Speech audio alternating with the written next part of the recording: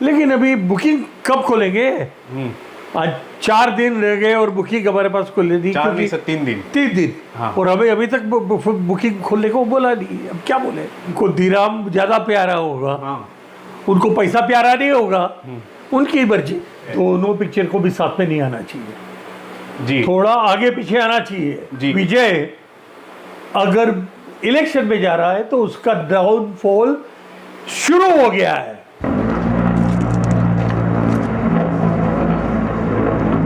हाय सुनी फिल्म में आपका स्वागत है दोस्तों। इस वक्त है मेरे साथ हिंदुस्तान के सबसे बड़े film exhibitor Shri Manoj Desai ji.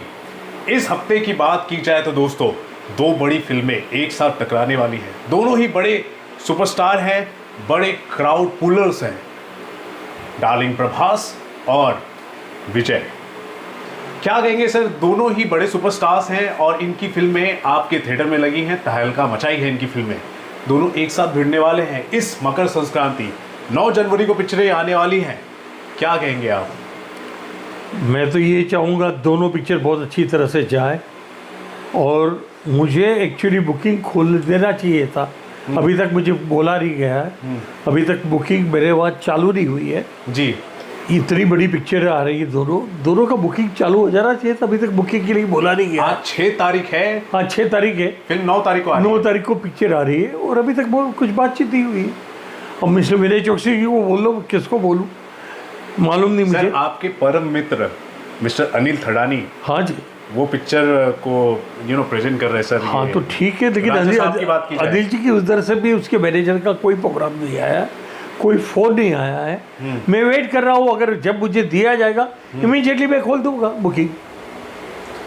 The राजा साहब, जो प्रभास जो है फिल्म के अंदर जो हीरो हैं, अलग अलग हीरोइंस हैं इसके अंदर, संजय दत्त भी नजर आ रहे हैं। कुछ उम्मीदें हैं आपकी इस फिल्म से इस बार? बहुत बड़ी उम्मीद है क्योंकि उसका बजट बहुत ज़बरदस्त है। तो इधर ज़बरदस्त बजट में उसका प्रभाव भी प्रभास का ज़्यादा मिलेगा। लेकिन अभी बुकिंग कब खोलेंगे? आज 4 दिन रह गए और बुकिंग हमारे पास खुल दी। 4 नहीं सर 3 दिन। 3 दिन। हाँ। और हमें अभी तक बुकिंग खोलने को बोला नहीं। अब क्या बोले?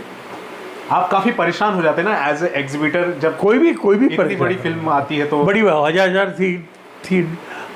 सीट के थिएटर से वहाँ 1140 सीट का थिएटर है, क्या करेंगे जी।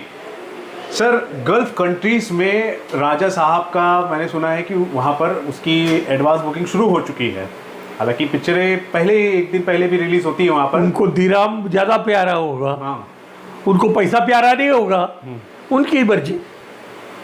अभी धुरंधर आप ले लीजिए, धुरंधर उस फिल्म को 6 देशों ने, गल्फ कंट्रीज के 6 देशों ने बैन किया था। हाँ मालूम। फिर भी हमारी भारतीय फिल्म धुरंधर ने तहलका मचाई थी पूरी दुनिया भर में। पूरी दुनिया भर में और हमारे वहाँ भी अभी तक चल रही है। और हमारे यहाँ तो सर 2 थिएटर 830 4 घंटे की पिक्चर। क्या बात है सर। अब यहाँ पर मैं राजा साहब की अगर मैं बात करूँ तो हमारे हिंदुस्तान में तो सबसे पहले एडवांस बुकिंग खोल देना चाहिए सर। आप बोलो उससे क्या होता है? विनय चौकसी और मिस्टर अनिल थड़ानी बोले तो कुछ बात बनती है।